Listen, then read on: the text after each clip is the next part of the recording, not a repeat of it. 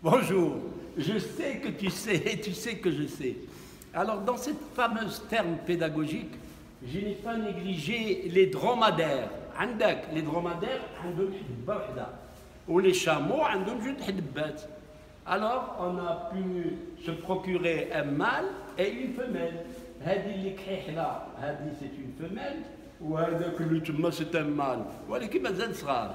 مازال صغار لأنه ما غادي تباتوا النتوى حتى تعمل 4 سنين. والذكر ما يكسب حتى يعمل 6 سنين 12 عام.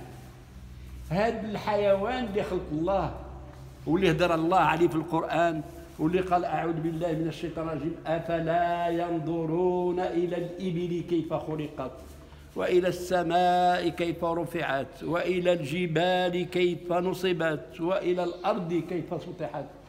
صدق الله العظيم.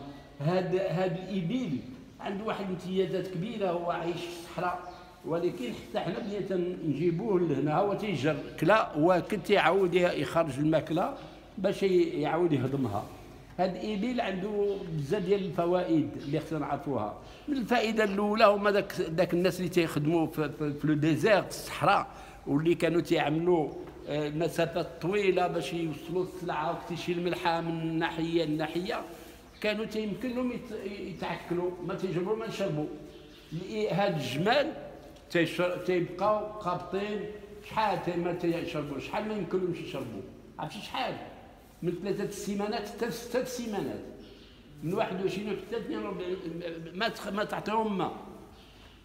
الله سبحانه وتعالى عملهم هكذا. ثانيا إذا تحتي اون بان في الصحراء في قاع الصحراء وما جبتي ما تشرب تموت بالعطش، لا، عندك الوسيله غتشرب اما الحليب ديالو ولا البوله ديالو حنا غادي نرجعوا لها ولا الدم ديالو وغادي تفلت من الموت.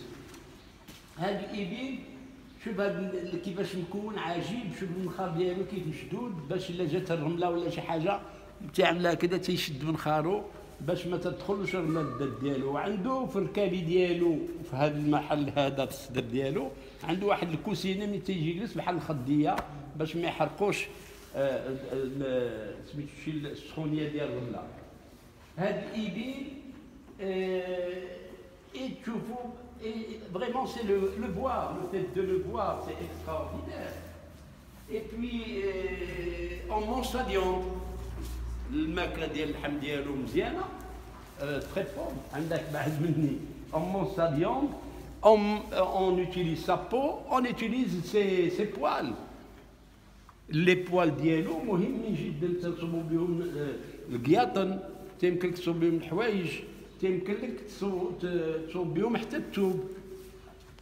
alors que faut-il dire encore? il faut dire quelque chose de très sérieux. من الناحيه ديال القران انا هضرت على الايه، ولكن كاين واحد الحديث صحيح هو انه الا كليتي اللحم ديال الجمل خصك تجدد الوضوء، والا ما تمكنلكش تصلي في المحل اللي فيه البعض ديال الجمل. هذه انا قريته وعرفته في صحيح مسلم، ولكن اللي تزاد لي اللي ما كنتش نفهم واللي تزاد لي في العلم وغادي نقولها لكم، هو الناس تياخذوا البوله ديالو تيشربوها وتتباع هنا قدامنا تيشربوا الحليب ديالو. علاش يشربوا الحليب ديالو؟ الحليب ديالو ملي جينا نهضروا من الناحيه الطبيه il est très pauvre en lactose, riche en fer par rapport au lait de vache, riche en calcium, riche en magnésium. Très bien, il y a vitamine C, vitamine B1, B6, B12, il n'y a pas de problème. Et il a un goût un petit peu salé et onctueux. Maintenant, on dit qu'il traite le diabète.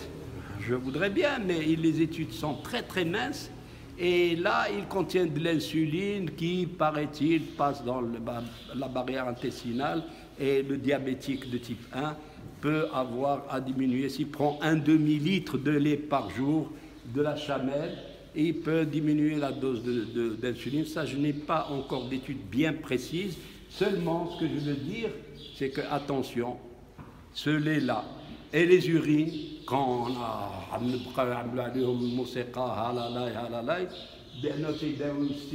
le cancer, النبي صلى الله عليه وسلم ذاك الوقت ملي ما كانش شي واحد عمل شي جرحى قال له دهن البوله ديال الإبل ومن تما il y a une montée en puissance en disant que les urines des chameaux et des dromadaires sont utiles. Maintenant l'OMS المنظمة العالمية للصحة تنصح تبعد من الحليب إلا ما غليتيش وتبعد من البوله ديال الإبل لأنه بزاف ديال الإبل بزاف ديال لي dromadaires sont contaminés par un virus qui peut passer à l'être humain وsurtout في السعودية. هاد الإبل لاش يصلح الماكلة وتيلعبوا به لي كورس تيصلح يهز السلعة في الصحراء وتيلعبوا به هذاك اللي تيكون تيجري تيوزن ما تيتعدى 600 كيلو واللي تيكون تيجر تيوصل حتى طون و100 كيلو. اللي تتحبل النتوى تيخصها 13 شهر باش توليد وليد وهذاك 13 شهر ملي تتولدو ترضعو مده عامين. C'est tout ce que je voulais dire. غادي تكون bien sûr ان شاء الله une fiche signalétique في هذا le côté de l'élevage. Regardez, on a les نعامات et on a ici l'idylle et vous avez vu hier le pan et les poneaux. Alors, je vous aime, bonne matinée, bon dimanche et à très très très bientôt. Vive le Maroc, vive les Marocains et les Marocaines.